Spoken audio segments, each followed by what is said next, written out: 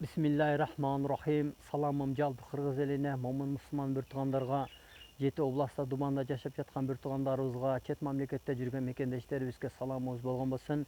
Ассаламу алейкум рахматуллах ва баракатуху. Урматтуу кыргыз элим, урматтуу момун мусулман бир туугандарым. Ар дайым бардыгыңыздарды ынтымактуулукка, биримдүүлүккө чакырып кетем. Келиңиздер урматтуу бир туугандарым, ынтымак болойлу, биригейли. Ынтымак бар жерде ырыскы бар деп, урматтуу бир туугандарым. Ырыскыны берүүчү бир гана Алла гана болот, урматтуу бир туугандарым. Ал адамдан, бул адамдан, андан, бияктан болбойт.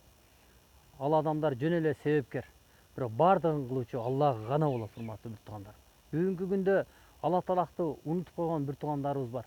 Алхамдулилля, мусулманбыз дейбиз дагы бирөөгө кыянатчылык кыла беребиз, урматтуу бир туугандар. Мына мен силерге айтайын, ушул дарактардагы бардык нерсе бир гана Аллах Таалактын өкүмү менен. Албетте буга адам себепкер, адам экке мунучу. Бирок Аллах Таалактын өкүмү менен. Бардык нерсе Аллахтын өкүмү менен. Андан болот, мындан болот деген нерсе болбойт, урматтуу бир туугандар.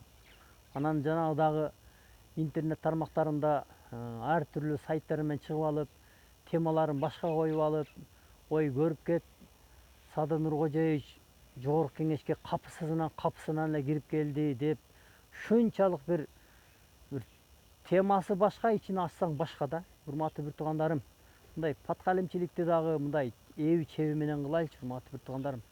Ошондон алды элди алдап, интернеттен, ютубтан акча тапканыңыз бул харам. Бул харам болот, урматтуу бир туугандарым. Жалгандын казаны кайнабайт, урматтуу бир туугандарым, билесиздерби? Бул мен Аллага таянып айтып атам. Бардык нерсе Алладан гана болот. Алхамдулилля, мусулманбыз дейбиз дагы бирөөлөргө гыйбатчылык кылабыз, бирөөнү жамандайбыз, урматтуу бир туугандарым. Мусулмансыңбы? Бирөөнү жамандаганга, бирөөгө гыйбатчылык кылганга биздин акыбыз жок, урматтуу бир туугандарым. Бардык нерсе Алладан гана болот. Ошон үчүн бардыгыңыздарды ынтымактуулукка, биримдүүлүккө чакырып кетем. Интернетте отуруп алып, аны жамандап, мунун айыбын таап, Алла Таалактын ушундай сөзү бар: кимде ким бирөөнүн айыбын таап, айыптап, ошону күнөөлөгөн болсо, ошол нерсе өзүнүн башына келмейинче өлбөйт дейт.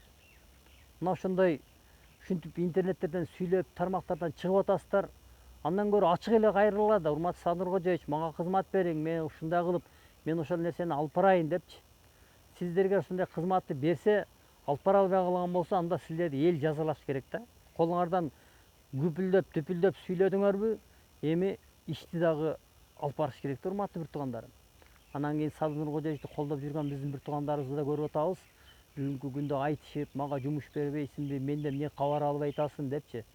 Кызыкпыз бир туугандарым, чыныңында кызыкпыз. Андай колдоо менен колдобой эле коюңуздар да. Алла колдоп атат. Биздин колдогонубуз эч ким эмес. Бардык нерсе Алладан гана болот. Аллах Таалактын өкүмү менен президент болду. Аллах Таалактын өкүмү менен эми президенттиктен кетет. Качан кетет? Бир гана Аллага гана таандык. Биз албетте олия эмеспиз, бирок бардык нерсе Алладан гана болот, урматтуу бир туугандар. Жүрөгүңүзгө Алладан гана болот дегенди орнотсоңуз, Кыргызстанда тынччылык болот, аманчылык болот. Жанагындай ачык чачык мачык жүргөн кыздар дагы инсапка, иманга келет, урматтуу бир туугандар. Ошон үчүн аман болуңуздар, эсен болуңуздар. Ассаламу алейкум рахматуллах ва баракатуху.